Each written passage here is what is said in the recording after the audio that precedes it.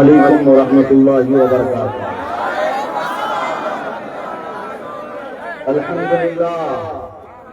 الحمد للہ المنان المنان الذي خلق الانسان وعلمه البيان، والصلاة والسلام على رسوله سيد الانس والجان وعلى آله واصحابه ذوي الخير والإحسان، اما بعد فأعوذ بالله من الشيطان الرجيم، بسم الله الرحمن الرحيم، ان الدین عند اللہ الاسلام، صدق اللہ مولانا العظیم۔ بارگاہ رسالت نواب صلی اللہ تعالی علیہ وسلم میں درود پاک کا ہدیہ پیش کریں۔ اللہم صلی علی سیدنا محمد معدن الجود والکرم وآلہ واصحابہ الکرام وابنہ الکریم وبارک وسلم صلاۃ دائمۃ سرمدا ابدا۔ کولار والوں، مجھے اندازہ ہے یہ دیوانوں کا مجمع ہے، اور لوگ یہ پوچھتے ہوں گے باہر کھڑے ہوئے یہ شور ہوگا کیا ہے، کس بات کا اتنا شور ہے؟ انہیں جواب میں یہ میں کہوں گا، جہاں زیادہ نر شیر ہوتے ہیں دہاڑ زیادہ ہوتے ہیں، ظاہر سی بات۔ یہاں پر کولار والوں کو شیر محسور سے تعلق ضرور ہے، اور آپ لوگوں کی محبت سر آنکھوں پر، آپ کی عقیدتیں سر آنکھوں پر، لیکن میں نے دیکھا آپ کی محبت نے مجھے کرسی سے اتار دیا، کرسی پہ بیٹھا ہوا، ادھر والوں کو نظر نہیں آ رہا تو وہ علماء کو پیچھے پڑے، ادھر والوں کو نظر نہیں آ رہے تو یہاں کے علماء کے پیچھے، سارے لوگ علماء کو ادھر سے ادھر کر رہے ہیں تو میں خود ہی اتر کے آپ کے سامنے آ گیا۔ اس سے یہ سمجھ میں آتا ہے کہ دیوانوں کی محبت کرسی پہ بٹھانا بھی جانتی ہے، اتارنا بھی جانتی ہے، کرسی سے اتار بھی سکتی ہے۔ دیوانوں کی جماعت کرسی سے اپنوں کو جب اتار سکتی ہے تو یہ مجمع کا انقلاب اچھے اچھوں کو بھی اتار سکتا ہے۔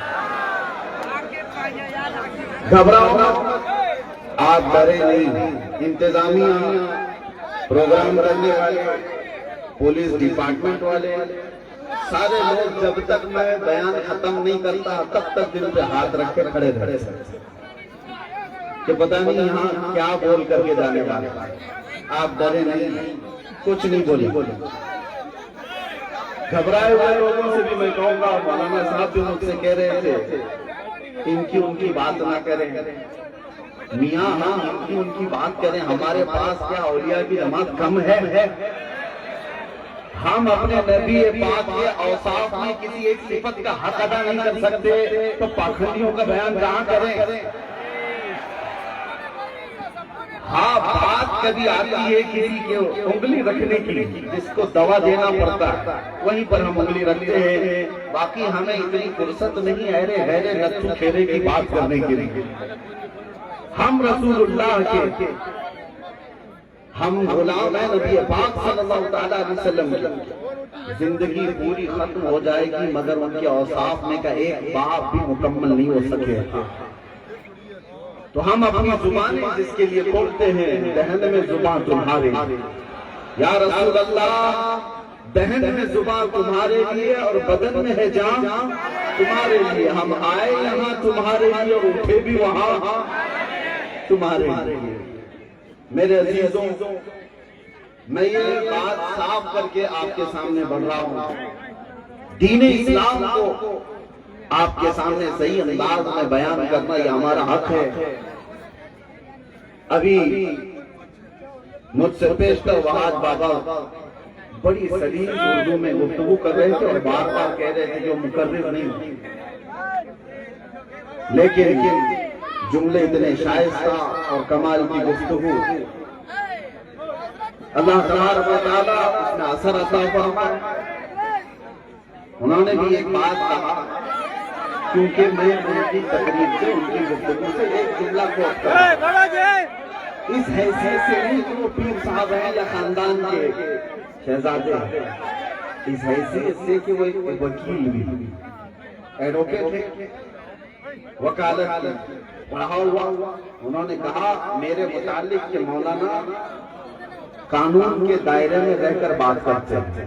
تو ظاہر سی بات ہے قانون پڑھا ہوا آدمی ہی یہ بات کر سکتا ہے، باقی سارے کیڑے مکوڑوں کو کہاں سمجھنا ہے. میں دوسروں سے بھی یہی کہوں گا، ہماری گفتگو کو بہت ڈیپ میں جا کر کے اپنے اوپر لینے کی ضرورت نہیں ہے. ہر کوئی اپنے اوپر فٹ کرے گا تو درد تو ہوگا ہی، تکلیف تو ہوگا. جس کے متعلق کہا جا رہا ہے آپ اس کے متعلق سمجھ کر کے چھوڑ دیں. ظاہر سی بات ہے، ہم کہیں گزر رہے تھے، راستے میں ایک کتا پاگل ہو گیا اور جو جا رہا ہے اس کو بھونک رہا، تکلیف دے رہا. تو آپ کیا کریں گے؟ آ کر کے شکایت کریں میونسپلٹی کو یا کہیں پر کہ ایک کتا پاگل ہو گیا. میونسپلٹی یا پھر دوسرے لوگوں نے یہ محسوس کر لیا کہ یہ آدمی سارے کتوں کے خلاف، یہ آدمی سارے کتوں کے خلاف ہے، یہ دشمن ہے. نہیں صاحب، ہم اس پاگل کتے کے خلاف. سارے کتوں سے ہمیں بہت سارے کتے ہیں جو گھروں کی حفاظت کر رہے ہیں، کھیتوں کی حفاظت کر رہے ہیں، اور آپ لوگ سب ڈر بھی رہے ہوں گے کہ مولانا پھر کتا کہہ رہے ہیں. میں مثال دے رہا ہوں، مثال دے رہا ہوں، کسی کو نہیں کہنا. اگر کوئی کتا پاگل ہو جائے تو اس کی شکایت ہونی چاہیے. دوسروں کو تکلیف دے گا، دوسروں کو اور کاٹے تو 14 انجیکشن اور بھی دوسرے کئی ایسے پروسیس کہ مر بھی سکتا ہے آدمی. تو مطلب کہنے کا یہ ہے کہ جب کبھی ایسا ناسور کہیں پر بھی ہو تو اس کو بھی نظر انداز کر دینا یہ ملک کی حفاظت کے بھی خلاف. اگر ہمارے دیش ہندوستان کی سالمیت کو، ملک کے امن کو کوئی خطرہ بنے تو اس خطرے سے مقابلہ کرنا ہر دیش واسی کی ذمہ داری ہے یا نہیں؟ پورے ملک کی فضا اگر خراب کر رہا ہے کوئی بھی ہو، کہیں سے کوئی ایسی گیس چھوڑ دے رہا ہو کہ جس سے لوگوں کے مرنے کا اندیشہ ہے، تو کیا اس کو وہ گیس خارج کرنے کی اجازت دی جائے؟ نہیں، زہریلی ہوا چھوڑتا ہے اسے پکڑا جاتا ہے. یعنی دیش واسیوں کے خلاف کوئی بھی ماحول بنتا ہو تو اس کو پکڑا جاتا ہے. ہمارا بھی بس اتنا ہی مطالبہ ہوتا ہے، ہمارا بھی اتنا ہی مطالبہ ہوتا ہے. ہم اگر کسی کی دم پر پاؤں رکھتے ہیں تو اسی کے جو پاگل ہو چکا، جو پاگل ہو چکا ہے وہ دوسروں کو کاٹ سکتا ہے. باقی پوری قوم سے ہمارا کیا لینا دینا؟ لیکن لوگوں نے آج ہم کو ایسا بنا دیا، امیج ایسی بنائی کہ مولانا بھڑکاؤ بھاشن کرتے ہیں، کسی سماج کے خلاف بولتے ہیں، کسی کمیونٹی کے خلاف بولتے ہیں. نہیں میاں، یہاں پر ہمارے ہندوستان میں سینکڑوں کمیونٹیز ہیں، بہت سارے دھرم سے بہت وابستہ لوگ رہ رہے ہیں. کیا ہم یہی ڈیوٹی کریں کہ ہر ایک دھرم کے لیے اس کے ماننے والوں کے پیچھے پڑے رہیں؟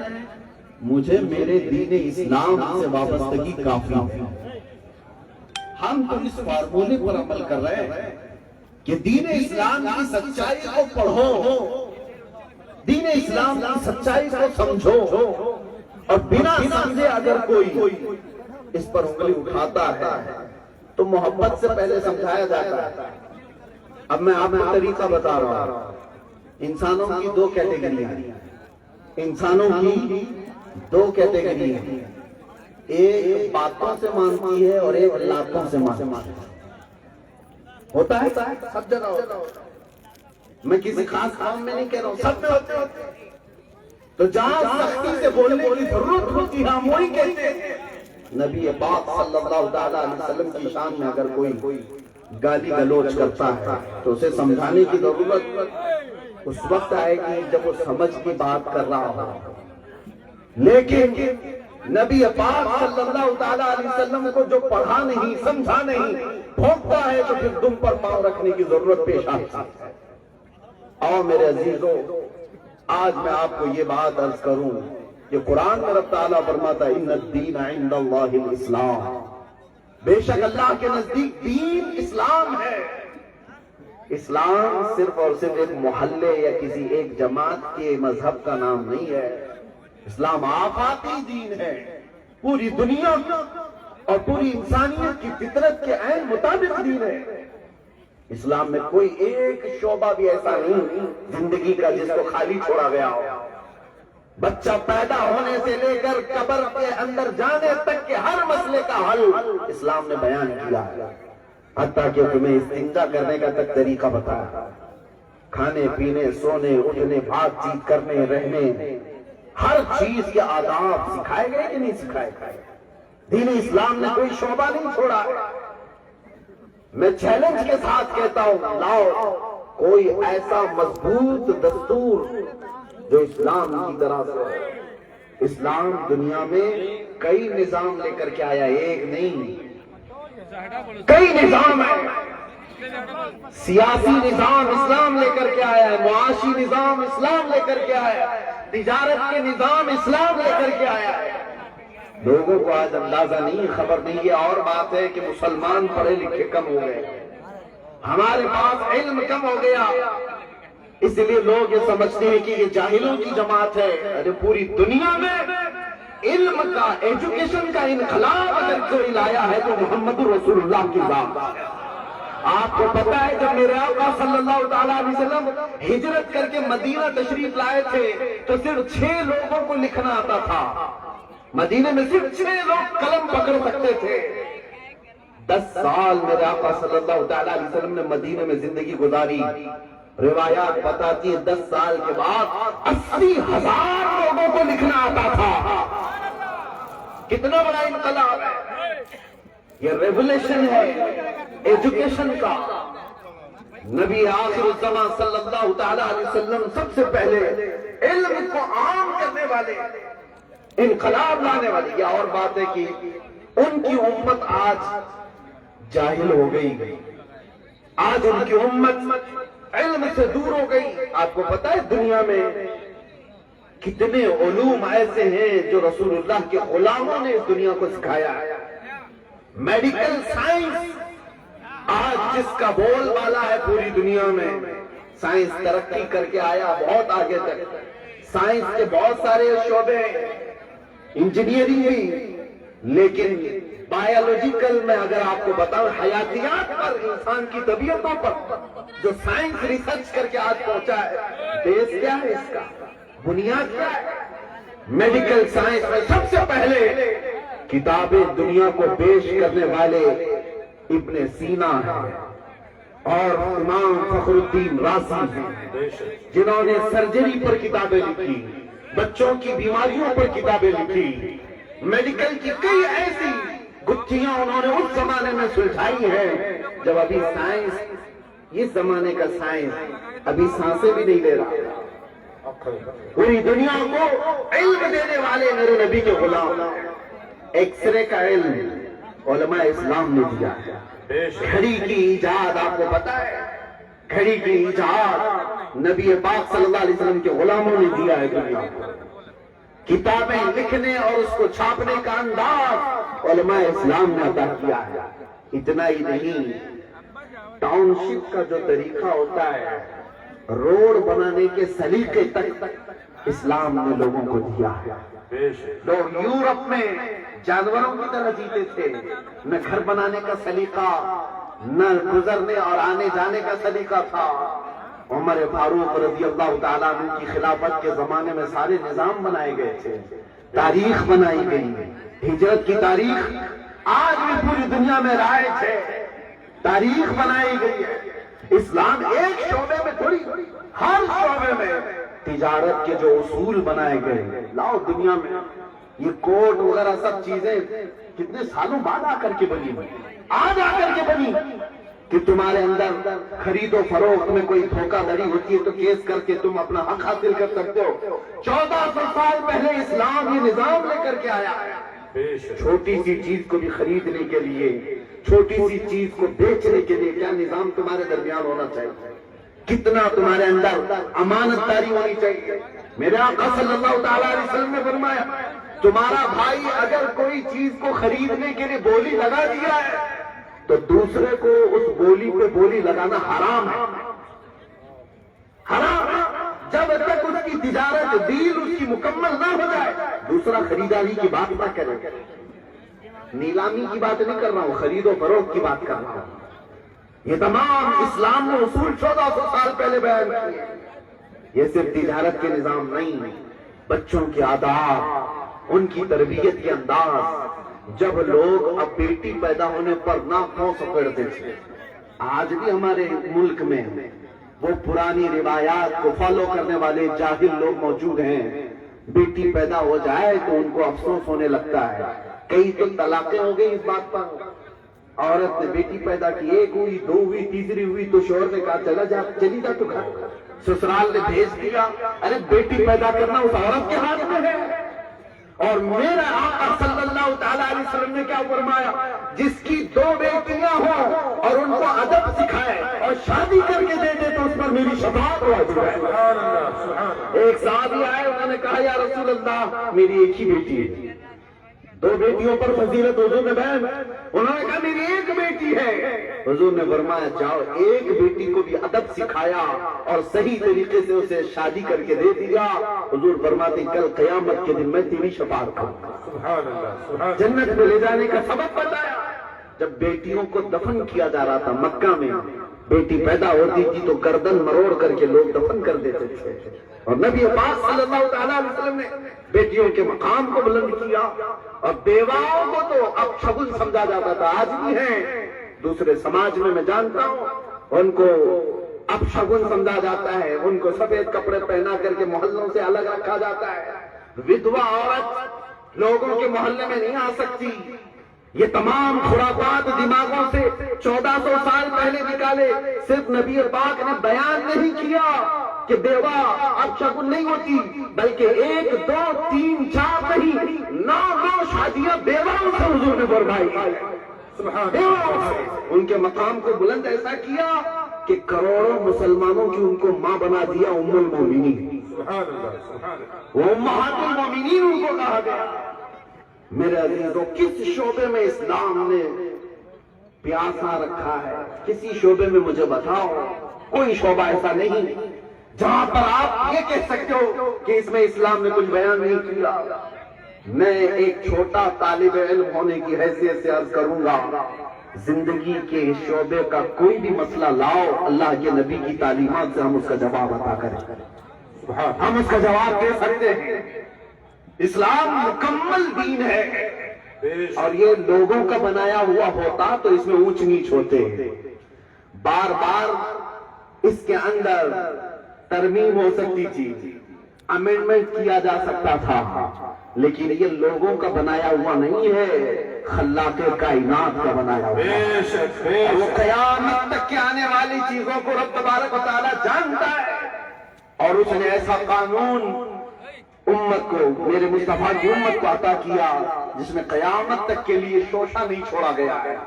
ورنہ میرے عزیزوں پوری دنیا ایڑی چوٹی کا زور لگا کر کے نقص نکال رہی ہے، برائیاں کھود رہی ہے. کیا وجہ ہے کہ 1400 سال سے قرآن کی بدلے میں دوسرا قرآن نہیں لا سکتے؟ کیوں؟ قرآن تو چھوڑو کوئی سورے نہیں لا سکے، سورے تو چھوڑو کوئی آیت نہیں لا سکے. آج بھی میں نے سنا ہے اے آئی کا زمانہ ہے، شاید جی بی ٹی کو بھی پوچھا جائے تو کیا جواب دیتا ہے آپ دیکھ لیں کہ قرآن دوسرا چاہیے، سیم ٹو سیم قرآن بنا کے دے دو.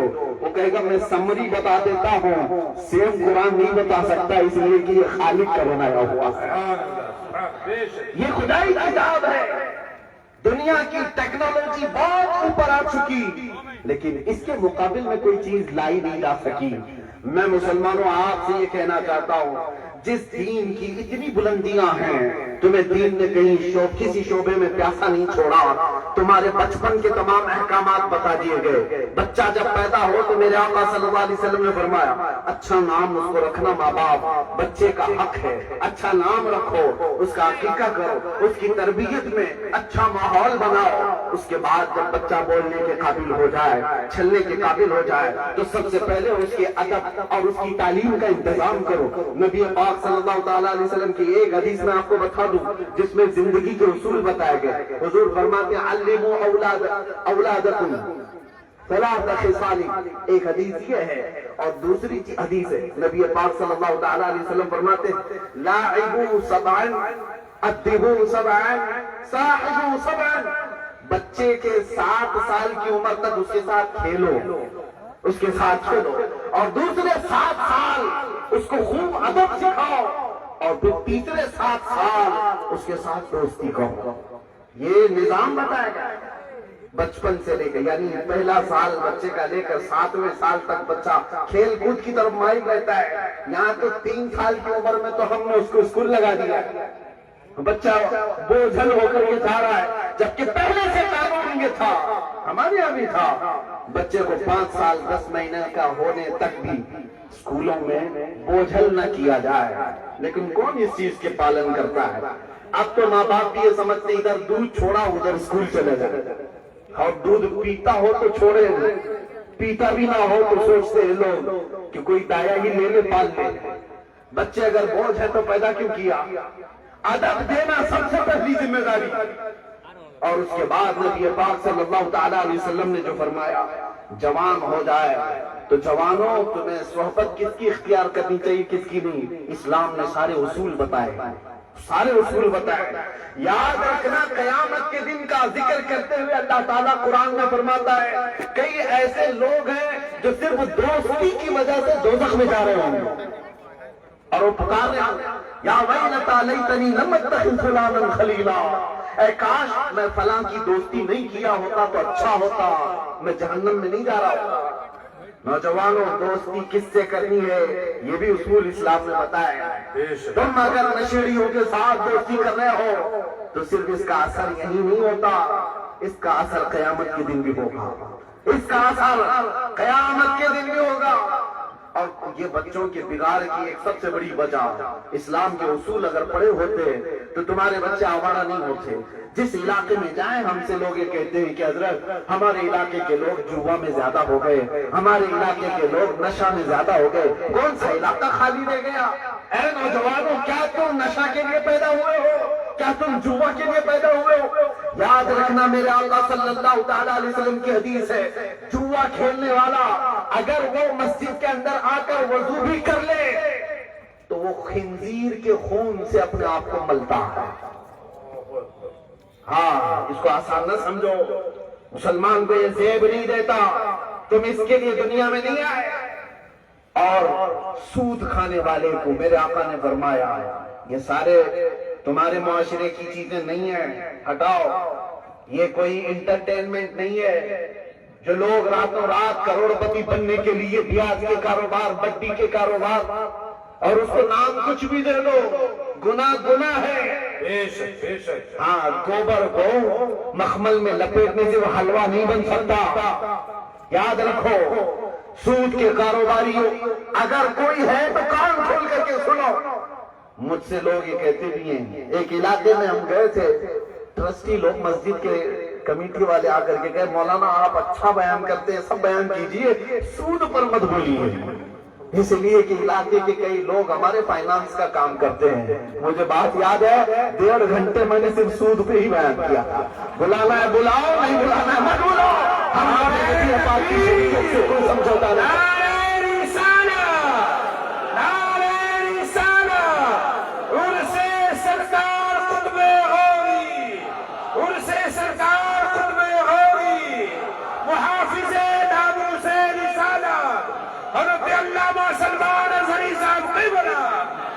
عزیزوں ہم اپنے نبی پاک کی شریعت سے سمجھوتا نہیں کرتے۔ تم اگر بیمار ہو گئے ہو تو دوا دینے کا کام تو ہم کریں گے۔ اور ایک بات سنو، نبی آخر الزمان صلی اللہ تعالی علیہ وسلم فرماتے ہیں جس نے سود کا ایک لقمہ کھایا گویا کہ کعبہ کے سامنے اس نے اپنی ماں سے زنا کرنے کے برابر تھا۔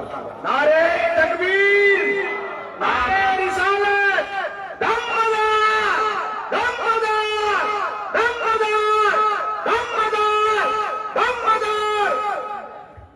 میرے عزیزوں توجہ، یہ ساری برائیاں کیا تم سوچ نہیں سکتے ہو؟ خانہ کعبہ کے سامنے میرے آقا نے فرمایا اس نے ماں سے بدکاری کرنے کے برابر کا گناہ کیا۔ یہ ہمارے معاشرے کی چیزیں نہیں ہے نوجوانوں۔ اگر کوئی یہ سمجھتا ہے کہ دنیا بہت پاش ہے، آج ہم بڑے لوگ ہیں، پیسے والے لوگ ہیں، ہم گیمبلنگ کو فیشن سمجھتے ہیں، اور دنیا یہی چاہتی ہے جس کے پاس پیسوں کی چربی آتی ہے وہ سب سے پہلے دین کا غدار بننے لگتا ہے۔ اللہ اس نحوست سے بچائے۔ دعا کرنا میرے عزیزو اپنے لیے بھی، سب کے لیے بھی، کہ اللہ مال دے تو عثمان غنی کا مال دے، ہاں ذوالنورین کا مال عطا کرے، جس کے بعد قدموں میں لغزش نہ آئے، ڈگمگاہٹ نہ آئے۔ دین کے وہ سارے شعبے میں آپ کو بتا رہا ہوں نوجوانوں، تمہاری صحبت کے بارے میں میرے آقا نے فرمایا، حضور فرماتے ہیں تمہاری صحبت ایسی کہ اس کو مثال دیتے ہوئے میرے آقا فرماتے ہیں ایسی ہی سمجھ لو، عطر کی دکان میں جا کر کے آؤ، عطر لگاؤ نہیں لگاؤ بدن میں خوشبو آتی ہے، دکان میں جا کر کے آیا۔ اور اسی طرح سے کوئلے کی کان میں جا کر کے آؤ، کام نہیں بھی کیا تو کالک لگی جاتی ہے۔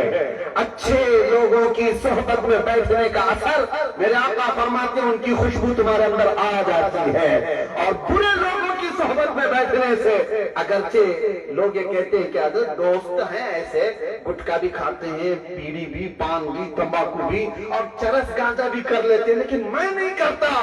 وہ تو ایسا ہی آدمی ہے جو کہہ رہا ہے کوئلے کی کان میں روز جاتا ہے اور سفید کپڑے پہ داغ بھی نہیں لگتا۔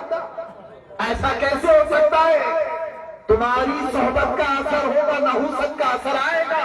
فرمایا گیا جس جگہ کوئی جوا کھیلا جاتا ہے 40 دن تک اس علاقے سے اللہ برکت اٹھا لیتا ہے، برکت اٹھا لی جاتی ہے۔ نوجوانوں تمہاری صحبت کے بارے میں میرے آقا نے فرمایا اسلام کا کون سا حصہ ہے جس میں تمہاری رہنمائی نہیں کی گئی؟ نوجوان آپ پوچھتے ہیں کہ ہماری قیادت نہیں ہو رہی، ہماری رہنمائی نہیں ہو رہی ہے۔ چھوڑو ان تمام چیزوں کو، میرے مصطفیٰ کو دیکھو۔ میرے آقا نے کہاں نہیں رہنمائی کی ہے، کہاں نہیں رہنمائی کی ہے؟ جب جب ٹھوکر لگی ہے زندگی میں میرے آقا نے دستگیری فرمائی، وہاں پر میرے آقا صلی اللہ تعالیٰ علیہ وسلم نے مدد فرمائی ہے۔ نوجوانوں کو شادی کرنے کے لیے جو طریقے اور اسلوب بتائے، آج کے حالات پر میں یہ بات بھی کروں گا۔ میں ایک علاقے سے ایسے آیا، رونگٹے کھڑے ہو جاتے ہیں بیان کرتے ہوئے۔ پچھلے ابھی ایک جمعہ قبل میں نے بیان کیا تھا، بیان کر نہیں پا رہا تھا، میرے سامنے ایک مقدمہ ایسا آیا کہ حضرت ایک مسئلہ ایسا ہے، بولتا ہوں تو پھر عجیب سا محسوس ہوتا ہے میرے سے۔ ایک گھر کا مسئلہ ایسا ہے کہ 3 سگے بھائیوں نے اپنی بہن کے ساتھ مسلسل 4 سال زنا کیا، تینوں بھائی ہیں، سگے بھائی، اور پتہ یہ چلا جب وہ حاملہ ہو گئی، محلے والوں نے یہ سب چیزیں آشکار کی۔ میرے عزیزوں ہمت نہیں ہوتی ان تمام چیزوں کو بولنے کی۔ یہ طبقہ، ہمارا معاشرہ، یہ کینسر کہاں سے آ رہے ہیں؟ زنا اتنا پھیل کیوں گیا؟ آج ہر نوجوان یہ سمجھتا ہے کسی حسینہ کے گلے میں پھندے ڈال لینا یہ میری زندگی کا بہت بڑا کام ہے۔ کون سا بڑا کام کیا؟ یہ تمہاری آنکھیں صرف حسیناؤں کو دیکھنے کے لیے؟ 24 گھنٹے تم انٹرنیٹ پر ننگی تصویریں دیکھتے ہوئے اپنی آنکھوں کی حیا کا قتل کر چکے ہو۔ جن آنکھوں سے کبھی ہم تمنا کرتے تھے کہ آقا آپ کی زیارت کرنا چاہتا، ہم اپنی ان آنکھوں سے کیسے زیارت کی تمنا کریں گے؟ ہاں یہ فیس بک، انسٹا اور سارے سوشل میڈیا کے اکاؤنٹس، نوجوانوں میں تم سے پوچھتا ہوں کہ آئے بے حیائی کے اڈوں پر تم اپنے دین کا سودا نہیں کر رہے ہو؟ یہ زنا سب سے زیادہ عام کیوں ہوتا جا رہا ہے؟ ریپ کیوں بڑھتا جا رہا ہے؟ میں قانون کے کارندوں سے بھی پوچھتا ہوں کیا ہمارے دیش میں سزا نہیں ہے؟ 376 پوکسو نابالغ بچیوں کو، ارے ہم نے جیل میں دیکھا 20-20 سال کی سزائیں بھی ہوئی ہیں، عمر قید کی سزائیں، پھانسی کی بھی سزا ہوئی ہے۔ یہ اتنی گاڑی سزائیں ہونے کے باوجود بھی معاشرہ بچ کیوں نہیں رہا ہے؟ ہر دن بچیوں کے ساتھ ریپ کے کیس کیوں بڑھتے چلے جاتے ہیں؟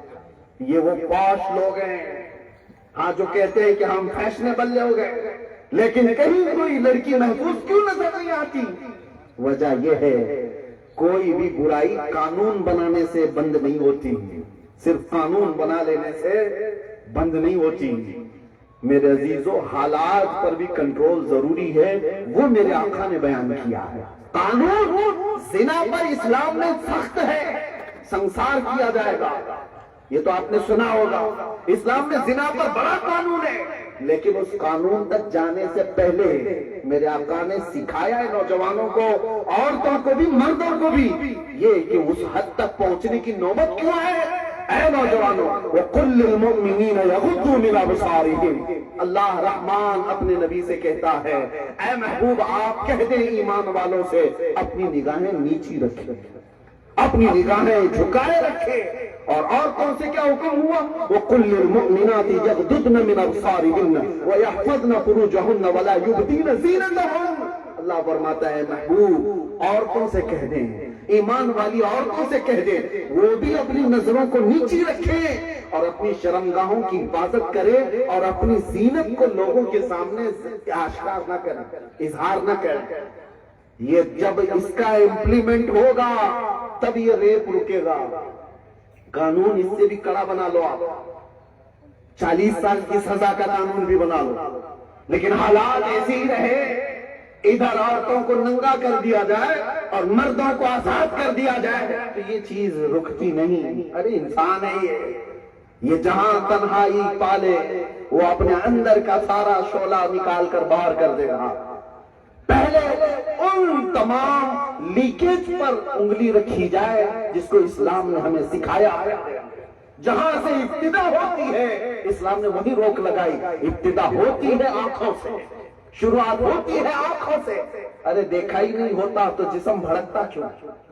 اسی لیے قرآن نے زنا کی سزا تو یہ بعد میں بتائی ہے، پہلے کہا کہ آنکھوں کی حفاظت کر، اپنی نگاہوں کی حفاظت کر لو، اور جس کی نگاہوں کی حفاظت ہو گئی، سنو میرے آقا کیا فرماتے، جس نے اپنے آنکھوں کی حفاظت کر لی، اور ایک حدیث میں یہ ہے کہ حضور نے فرمایا جس نے اپنے شرمگاہ کی حفاظت کی، اپنے زبان کی حفاظت کی، میں اسے جنت میں لے جانے کی ضمانت دیتا ہوں۔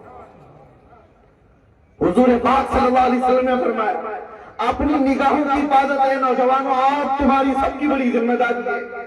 تم جتنا سوشل میڈیا پر آوارگی دیکھتے رہو گے، شیطان تمہارے اندر ویسی انگارے بھڑکاتا رہے گا، ویسے بھی تمہارے اندر برے خیالات آتے رہے گے، اور جہاں کہیں تم نے ماحول پا لیا اکیلے پن کا، اپنا سارا وجود اس میں ملوث کر ڈالتے ہو۔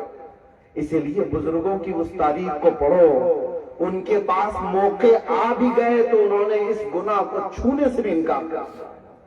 واقعے بہت ہے میرے عزیزو، میں نے پڑھا تھا ایک بصرہ کے عراق کے ایک نوجوان، بہت خوبصورت نوجوان، کپڑا بیچنے کا کام کرتے تھے، شہر کی بڑی رئیس عورت فدا ہو گئی۔ اس نے بہانہ یہ بنایا کہ کپڑے کے مال بہت سارے خریدے اور کہا کہ میرے گھر تک تم لے کر کے چلو، گھر پر یہ تھان لے کر کے چلو۔ نوجوان سیدھا سادہ تھا، اس عورت کے پیچھے چل پڑا۔ گھر جب گئے تو کپڑے کا تھان رکھا، اس عورت نے دروازے بند کر دیا اور اس نوجوان سے کہا کہ میں تجھے میرے خاص مقصد کے لیے لائے ہوں۔ سوچو میرے عزیز، مفت میں سامنے سے عورت آ رہی ہے اور اس نوجوان سے کہہ رہی پیسے بھی دوں گی، ساری چیزیں، تو میری خواہشات کو پوری کر۔ نوجوان اس سے کہتا اللہ سے ڈر، اللہ دیکھ رہا ہے، میں کبھی اپنے آپ کو بھی آبرو نہیں کیا، بے ستر نہیں کیا، لیکن وہ عورت اس کے اوپر حیوانیت سوار تھی، نہیں بچ رہی تھی۔ جانتے ہو وہ نوجوان نے کیا کیا؟ اس عورت کے گھر میں طہارت خانے میں گیا اور اندر کی غلاظت نکال کے اپنے جسم پر لگا دیا، جگہ جگہ غلاظت لگا دیا۔ بچنے کا کوئی راستہ ہی نہیں تھا اس نوجوان کو کہ کہاں بھاگوں، دروازے بند ہیں۔ اندر کی غلاظت نکال کے لگا دیا اور باہر آیا۔ عورت دیکھ کر کے گھبرا گئی، بھاگنے لگی، یہ پاگل کہاں سے میرے گھر میں آ گیا، دروازے کھولو، اس کو نکالو۔ نکال دیا گیا۔ دنیا کی نظر میں تو اس کو پاگل سمجھا جا رہا تھا، وہ نوجوان اپنے اندر سے خوشیوں میں محسوس جا رہا تھا کہ مولا یہ ظاہری غلاظت سے تو بہتر ہے کہ باطنی غلاظت میں ملوث نہیں ہوں۔ میری روح کو میں زنا کرنے سے بچا دیا، اس بندے کی ادا اللہ کو اتنی پسند آئی، بزرگوں نے فرمایا وہ ایک کنویں میں جا کر غسل کیا، اس کے بعد نکل کر کے جس راستے سے جاتا تھا مشک کی خوشبو آیا کرتی تھی۔ میرے عزیزوں، ان کے پاس موقع آ گئے تب بھی انہوں نے اپنے آپ کو بچایا۔ یا موقع نہ بھی آئے تو لوگ ڈھونڈنے لگ جاتے، کیوں؟ آنکھوں کو بچا رکھو، آنکھوں کو بچا رکھو۔ اور ان آنکھوں کو بچانے کا ایک ہی وظیفہ ہے، ایک ہی وظیفہ ہے۔ وہ وظیفہ یہ نہیں میں کہہ رہا ہوں کہ سبحان اللہ پڑھو، الحمدللہ پڑھو، اللہ اکبر پڑھو، یہ سارے وظائف کی بات نہیں کر رہا ہوں۔ ان آنکھوں کو بے حیائی سے بچانے کا ایک وظیفہ ہے، سرکار مفتی اعظم ہند نے ہمیں دیا تھا، روز یہ دعا کرو کچھ ایسا کر دے میرے کردگار آنکھوں میں، کچھ ایسا کر دے میرے کردگار آنکھوں میں، ہمیشہ نقش رہے روئے یار آنکھوں میں، انہیں نہ دیکھا تو کس کام کی ہے یہ آنکھیں کہ دیکھنے کی ہے ساری بہار آنکھوں میں۔ نعرہ تکبیر، نعرہ رسالت، نعرہ حیدری، آج ہم لوگ عرس قطب غوری میں ہیں، اور جانتے ہو یہ مشائخ یا اولیاء کاملین ان کی زندگیاں کیا تھی؟ انہوں نے زندگی اپنی آنکھوں کی حفاظت کی ہے۔ یہاں پر میں جانتا ہوں میرے عزیزوں، جنہوں نے زندگی بھر اپنی آنکھوں کی حفاظت کی۔ ابھی ہمارے واج بابا موجود تھے، ان کے والد گرامی کو کوئی نہیں جانتا، آنکھیں نیچی کرتے کرتے تو کمر بھی جھک گئی۔ یہ ہمیں دیکھا میرے عزیزوں، ان لوگوں کا حال یہ ہوتا ہے کہ یہ جب قبر میں جاتے ہیں، جنہوں نے آنکھیں بچا رکھی تھی اور صرف آنکھوں کو اس لیے بچایا تھا کہ یہ آنکھیں ایرے گہرے کو دیکھنے کی نہیں ہے، یہ آمینہ کے لال کے لیے ہم نے بچا رکھی ہے، تاجدار مدینہ کے لیے۔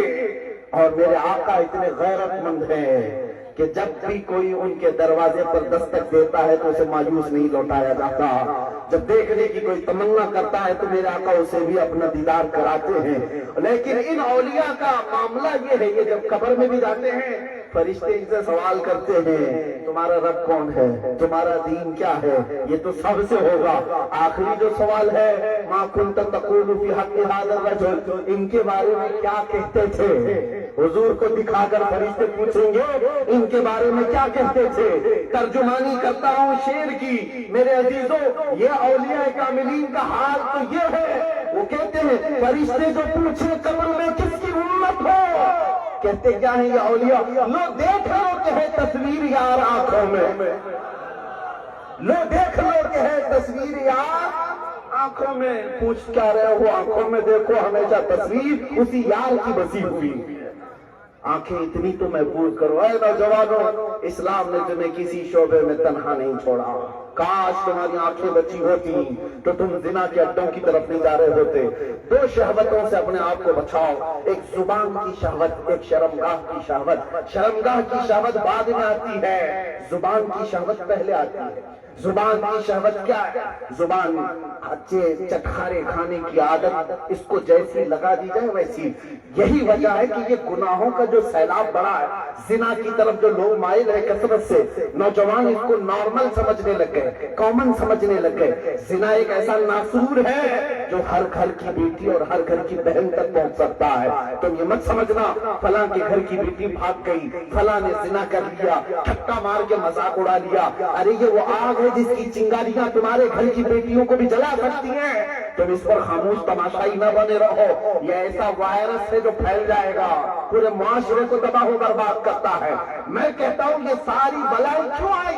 وجہ کیا ہے؟ کہاں سے شروعات ہوئی؟ شروعات ہے یہ زبان کے چٹخارے۔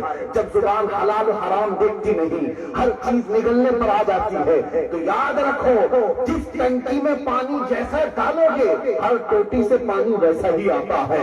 پانی جیسا اوپر بھرا ہوگا ٹنکی میں، ہر کن سے پانی ویسا ہی آتا ہے۔ اگر تم نے رزق اچھا ڈالا تو ہاتھ سے بھی اچھے کام ہوں گے، پیر سے بھی اچھے کام ہوں گے، زبان سے بھی، آنکھوں سے بھی، ہر جگہ سے اچھے کام کام ہو سکتے ہیں. رزق پر کنٹرول کرو, اس شہوت پر کنٹرول کرو. آج نوجوانوں میں یہ معیار ختم ہو گیا. وہ پہلے کے لوگ تھے جو پہلے پوچھتے تھے حلال ہے کہ حرام ہے, یہ کھانا جائز ہے کہ ناجائز ہے. اب تو نوجوان یہ سب پوچھتے ہی کہاں ہیں. نوجوانوں کو تو اب فیس بک کے بارے میں معلوم کرنا ہے, انسٹا کے بارے میں معلوم کرنا ہے, فالوور کیسے زیادہ بڑھے یہ دیکھنا ہے. ارے 18 گھنٹے جو ریلز دیکھنے پر اپنی زندگیاں قربان کرتے ہو, اور وہ نوجوان جو رات کے آدھے حصے پبجی میں گزارتے ہو, ان سے کیا امید رکھی جائے. اے بھولی بھالی امت مصطفیٰ, میں تم سے کہتا ہوں گھر چلنے کے قریب آ گیا اور تم تماشا دیکھ رہے ہو. تم تماشے دیکھنے پر مصروف ہو. یہ اختلافات بھی ہمارے درمیان جو آگ اگل رہے ہیں کہاں سے آئے؟ یہ ساری چیزیں امت کو توڑ کر کے برباد کر رہی ہیں. مجھے ہمارے ڈپارٹمنٹ کے بہت سینئر آفیسر ہیں, انہوں نے بہت اچھی بات کہی. 1 مہینے پہلے کی بات ہے, میں ہر ایک کا نام بنام ذکر نہیں کرتا, لیکن انہوں نے کہا مفتی صاحب آپ کیا ڈرے ہوئے لگتے ہیں کہ اپنی قوم سے جو دوسروں کو اتنے سخت الفاظ میں بول رہے ہیں. میں نے کہا کہ ہاں, جب کوئی بھوکتا ہے تو ہمیں بھی درد ہوتا ہے, تکلیف ہوتی ہے, بولتے ہیں. تو انہوں نے ہنس کر کے کہا ایک بات آپ سمجھ لیجئے مفتی صاحب, آپ کی قوم کو کوئی طاقت نہیں توڑ سکتی جب تک کہ آپ کی قوم کے غدار خود ہی نہیں توڑ لیں. خود ہی لوگ نہ توڑے اس وقت تک کوئی نہیں توڑ سکتا آپ کی قوم کو. آپ ڈرے کس لیے؟ بہت پتے کی بات کہی تھی, بہت پتے کی بات. کہا کہ ان کو برباد کرنے کے لیے دوسروں کی کیا مجال ہے, دوسروں کی کیا مجال. دور دور سے بول کے چلے جاتے ہیں. قوم کو دیمک کی طرح کھانے والے وہ نوجوان ہیں جنہوں نے اعمال کا ایسا جنازہ نکالا ہے کہ میرے نبی پاک کی روح کو اذیت پہنچا ہے. تمہارے ہاتھوں میں تاش کے پتے, کیا دوسرے آ کر کے پکڑائے؟ تمہارے محلوں میں نشہ, کیا تمہیں عقل سلیم نہیں, اللہ نے نہیں دیا ہے کہ تم کھا بھی رہے ہو, بیچ بھی رہے ہو, لا بھی رہے ہو, ساری ڈیلنگ تمہاری. کیوں؟ تمہیں قانون بھی معلوم ہے, سزا بھی معلوم ہے, اس کی ہلاکت بھی معلوم ہے, بربادی بھی معلوم ہے, لیکن جان بوجھ کر کے جب کوئی بربادی کو دعوت دیتا ہے تو پھر اس کا علاج کیا کیا جا سکتا ہے؟ میں صرف اور صرف اتنی بات کہوں گا, ان سارے مسائل کا حل کیا ہے مجھے سمجھ میں نہیں آتا کس مسئلے پر گفتگو کروں. ابھی مجھ سے کہہ رہے تھے واج بابا کہ ہمارے یہاں ایجوکیشن کی کمی ہے, اخلاق کی کمی ہے, لوگ ڈیولپ نہیں ہو چکے, بہت سارے مسائل ہیں. سنتا رہا, ہاں صحیح بات ہے, پردے کے مسائل, ہماری بچیاں آوارہ کر دی گئی, نوجوانوں میں اخلاق نکل گئے, یہ نشہ کے عادی ہو گئے, تاش کے پتے, شراب کی بوتلیں ان کے گھر میں, ان کے ہاتھوں میں آ گئی. یہ جھوٹ زبان پر گالی گلوچ سے بچے صبح کرتے ہیں, رات گانے کی دھن پر سوتے ہیں. یہ تو ان کے اخلاق ہے. لیکن میں سوچتا ہوں کس مسئلے پر گفتگو کروں, کس مسئلے پر آپ کے بارے میں میں موضوع سخن بناؤں. بعد میں غور کرنے کے بعد پتا چلتا ہے ہر بیماری کا علاج ایک ہی ہے. تم نشہ سے بھی آزادی مکتی حاصل کر سکتے ہو, شراب سے بھی, جوے سے بھی, زنا سے بھی, جھوٹ سے بھی, چغلی سے بھی, یہ مخبری کرنے والے برے اعمال سے بھی, اخلاق کی بے پردگی سے بھی, ان تمام چیزوں سے تم نجات حاصل کر سکتے ہو. علاج کیا ہے؟ علاج میں بہت بڑی بات نہیں کہنے جا رہا, یہ بھی نہیں کہہ رہا کہ 40 دن کا اعتکاف کر لو, یہ بھی نہیں کہہ رہا کہ 3 مہینے کا چلا کر لو, ساری بیماریوں سے نکل جاؤ گے, یہ بھی نہیں کہہ رہا کہ 40 دن جماعت میں چلے جاؤ تب تم مکتی پا جاؤ گے. نہیں میرے عزیزوں, تمہاری ساری برائیوں کی اور ساری بیماریوں کے علاج کا حل ایک ہی ہے. وہ کیا ہے؟ علاج اقبال کی زبان میں سنو, کہتا ہے کہ محمد سے وفا تو ہے تو ہم دے رہے ہیں, یہ جہاں چیز ہے کیا ہم سے رہے.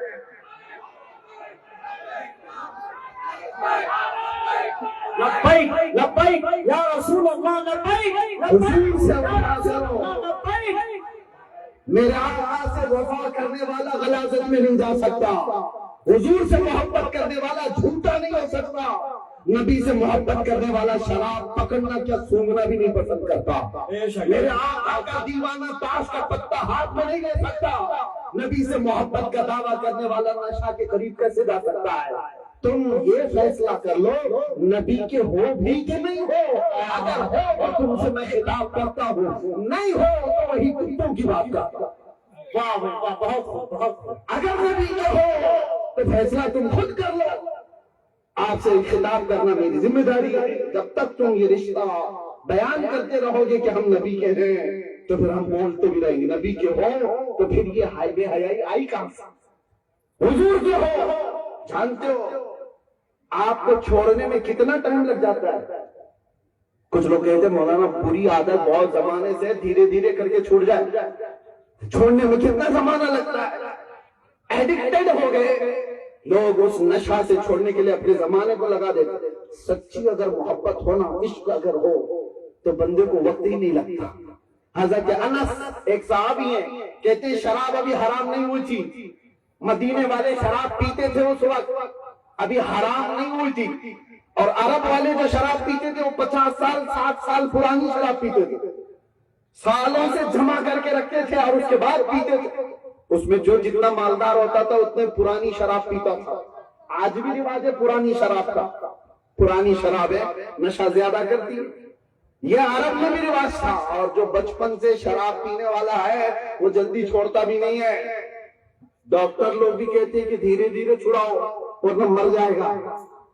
ہاں لیکن مدینے کی بات کر رہا ہوں. حضرت انس یہ چھوٹی عمر کے صحابی ہیں کہتے ہیں میں شراب سپلائی کرتا تھا یعنی لوگوں کو بھر کے دیتا تھا. ایک شام ایسی کہ لوگ قہوہ خانے میں بیٹھے ہوئے تھے اور شراب پی رہے تھے. اچانک مدینے کی گلیوں میں ایک آواز آتی ہے. کوئی ڈھنڈورا جو آواز دینے والا منادی وہ کہتا ہے یا ایھا المسلمون قال رسول اللہ صلی اللہ علیہ وسلم حرمت الخمر.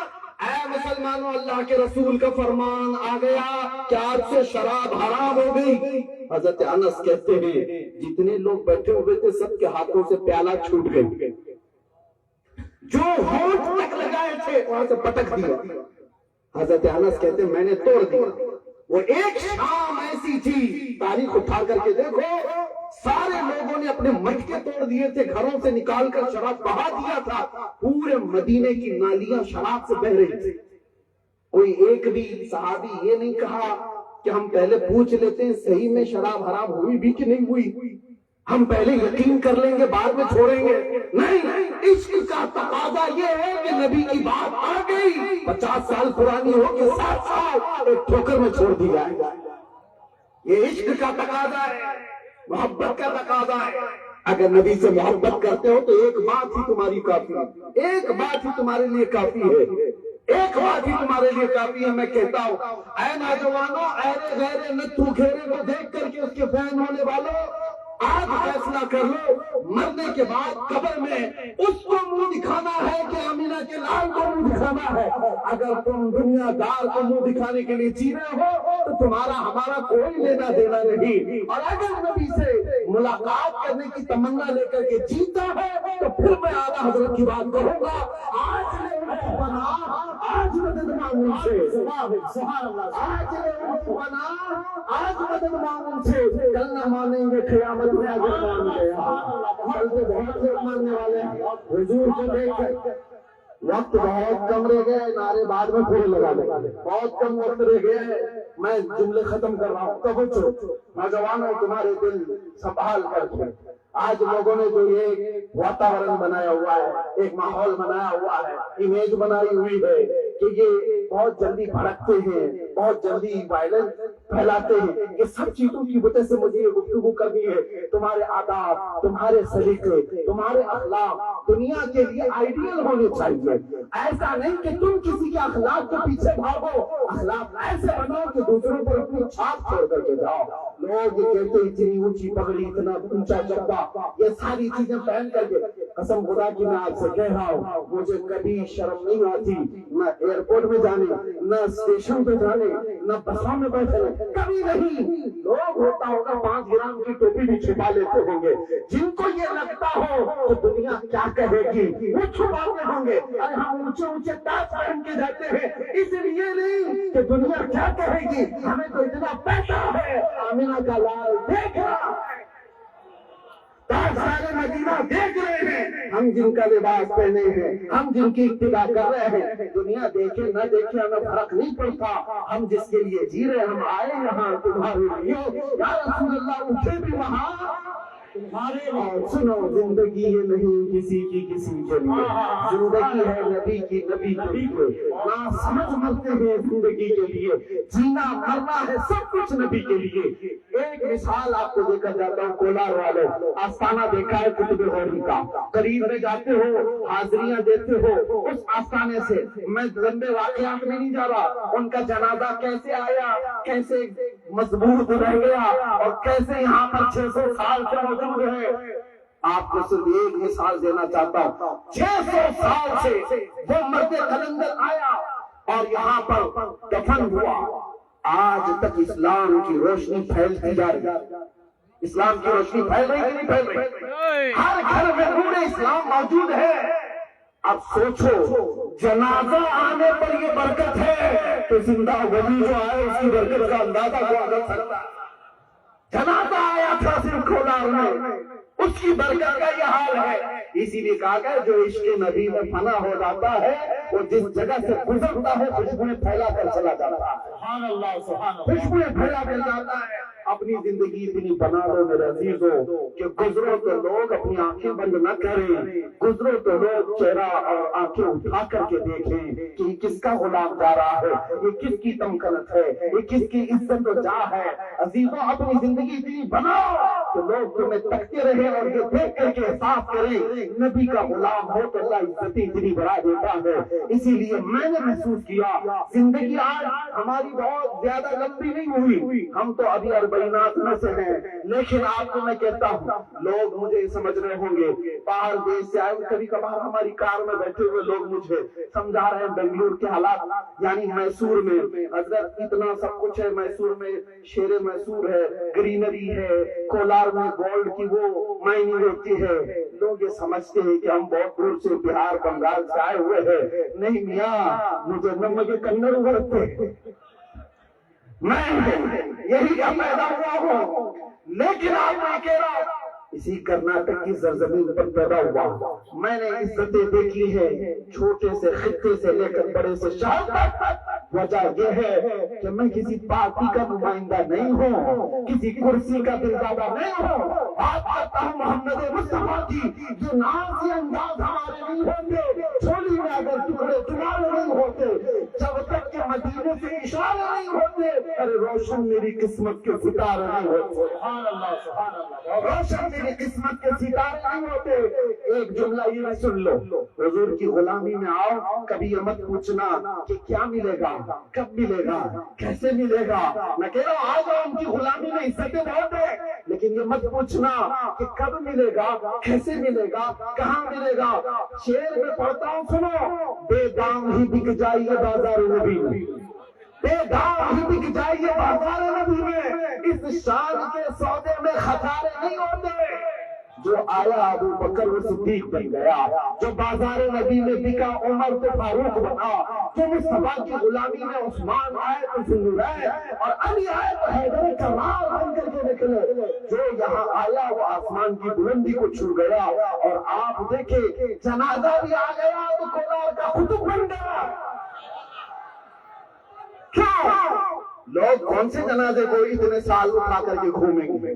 कौन से जनाजे को? अरे मियाँ 2 घंटा कोई जनाजा उठाता नहीं, और लोग ये समझते जल्दी से जल्दी कब्रिस्तान के हवाले हो जाए। हमने ऐसे कुतुब को देखा जिसका जनाजा 12 साल के अंदर पर उठाया गया। और यहाँ पर अकीदा भी ये मिलता है, उठाने वाले जब पागल थे कभी सुन के नहीं देख रहे थे कि मुर्दे से गुड़गुड़ आ रही कि नहीं आ रही है। दुनिया में ये जानती है मरने के बाद एक दिन के बाद आदमी सड़ने गलने लगता है। नहीं, वो कलंदरों की जमात जानती थी कि जो कंधों पर सवार है वो आशिक रसूल है। अरे 12 साल का 1200 साल भी हो जाए, मोहम्मद के गुलामों का कफन भी मैला नहीं होता।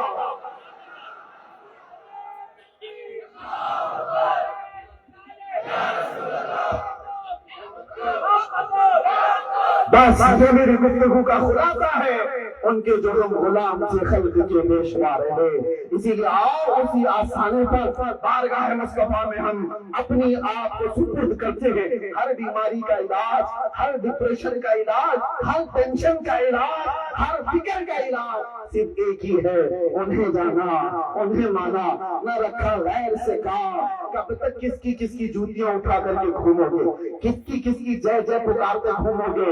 ارے زندگیاں ہم نے دیکھی ہے، 40 سال لوگ خدمت کرتے رہے، بوڑھے ہو گئے، ان کو سائڈ لگا دیا گیا کہ تم اب ریٹائر ہو گئے، جوانوں کی باری ہے۔ لیکن ہم نے میرے آقا کے غلاموں کو دیکھا ہے، جو جتنا بوڑھا ہوتا ہے عزت اتنی بڑھتی چلی جاتی ہے۔ اسی لیے انہیں جانا، انہیں مانا، نہ رکھا غیر سے کام۔ للہ الحمد میں دنیا سے مسلمان گیا، اٹھو قوت عشق سے ہر پست کو بالا کر دو، دہر میں نام محبت سے اجالا کر دو۔ لبیک یا رسول اللہ، لبیک یا رسول اللہ، لبیک یا رسول اللہ۔